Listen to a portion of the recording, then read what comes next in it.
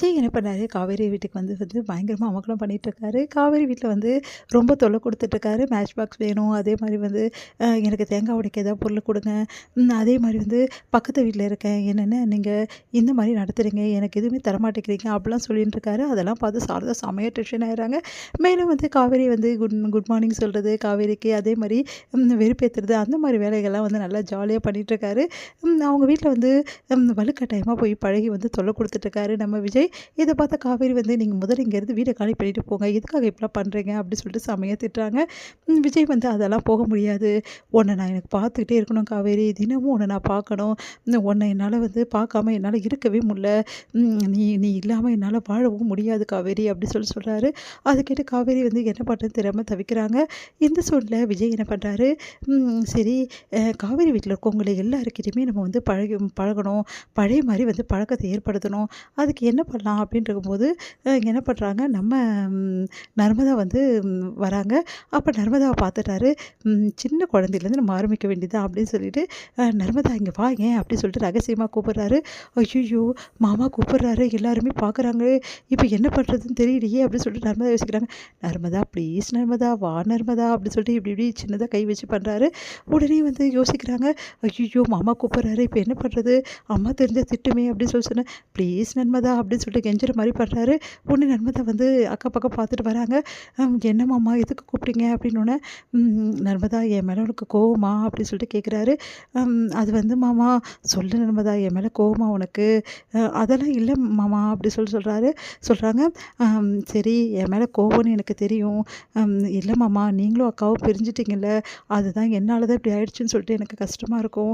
மத்தபடிலாம் உங்க மேல எனக்கு எதுவும் வருத்தம்லாம் இல்ல மாமா. எனக்கு உங்கள ரொம்ப பிடிக்கும் மாமா அப்படி சொல்றாங்க. நிஜமாவா நர்மதா? நிஜமா தான். எல்லாரும் வீட்ல என்ன திட்டுறாங்க. ஆனா நீ மட்டும் என் மேல கோவப்படாம இருக்க. எதனால நர்மதா? அப்படின்னோனே, ஏன்னா என் அக்காவுக்கு உங்கள ரொம்ப பிடிக்கும் மாமா. இப்ப வரைக்கும் என் அக்கா வந்து உங்கள திட்டவே மாட்டா. உங்கள எதுவுமே சொல்ல மாட்டா. அப்படின்னோனே அப்படியே பார்க்குறாரு. ஆமா மாமா. அப்ப வீட்ல உள்ளவங்கலாம் திட்டினா உங்க அக்கா என்ன பண்ணுவா? அதுக்கு அமைதியா அழுதுன்னு தான் இருப்பா. மத்தபடிலாம் உங்கள ஒரு வார்த்தை சொல்ல விட மாட்டா. விஜய பத்தி எதுக்காக தேவையில்லாமலாம் பேசுறீங்க? விட்டுருங்க அப்படின்னு தான் சொல்லுவா. ஏன்னா உங்க மாமா என் அக்காவுக்கு உங்கள ரொம்ப பிடிக்கும் மாமா அப்படின்னு சொல்றாங்க. அதனால தான் உங்கள என்ன என்ன எனக்கும் ரொம்ப பிடிக்கும் மாமா அப்படின்னோனே, அப்படியே நெகிழ்ச்சி அடைகிறாரு விஜய். என் மேல இவ்ளோ அன்பு வச்சுட்டு, எப்படி காவேரி நான் இல்லாம உன்னால இருக்க முடியுது அப்படின்னு சொல்லிட்டு மனசுல யோசிக்கிறாரு. என்ன மாமா நான் போட்டுமா? அப்படின்னோனே, சரிடா நீ போ. உண்மையிலேயே என் மேல உனக்கு கோவம் இல்லல்ல?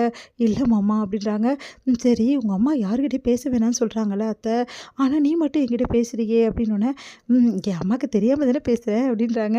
உடனே வந்து உண்மையிலேயே வந்து உன்ன எனக்கு ரொம்ப பிடிக்கும் நர்மதா. உண்மையிலேயே நீ நல்ல பொண்ணு தெரியுமா? அப்படி சொல்லிட்டு அப்படியே சொல்லிட்டே இருக்காரு. சரிங்க மாமா எங்க அம்மா வந்துருவாங்க நான் போறேன். உங்களுக்கு வேற ஏதாவது தேவைன்னா எனக்கு கூப்பிடுங்க. கண்டிப்பா என் அம்மாக்கு தெரியாம நான் வந்து செய்றேன். அப்படி சொல்லிட்டு ஓடி போறாங்க. உடனே வந்து சந்தோஷம் தாங்க முடியல நம்ம விஜய்க்கு. காவேரி இன்னமும் என் மேல அவ்ளோ அன்போடு தான் இருக்கா. அவ வெளிக்காட்டுற கோபங்கள் எல்லாமே வந்து சும்மா தான், போலியானது தான். என் மேல வந்து அவளுக்கு இருக்கிற அன்பு கொஞ்சம் கூட குறையல. அப்படின்னு சொல்லிட்டு சந்தோஷம் தாங்க முடியல நமக்கு விஜய்க்கு. இந்த விஷயத்துல வந்து கண்டிப்பா நான் பின் வாங்கவே மாட்டேன்.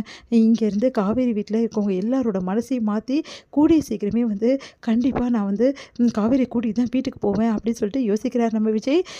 இங்க வந்து என்ன பண்றாங்க, காவேரி ரொம்ப லோன்லியா உட்காந்துருக்காங்க. ஒண்ணும் புரியாம உட்காந்துருக்காங்க. அப்ப விஜய் அங்க வராரு. ஐய்யய்யோ! இவர் வேற வந்துட்டாரே! பார்த்துட்டா பெரிய பிரச்சனை ஆயிடும்னு சொல்லிட்டு போக பார்க்குறாங்க. விஜய் வந்து முன்னாடி வந்து வேணும்னே நிக்கிறாரு. அதிர்ச்சி அடையறாங்க.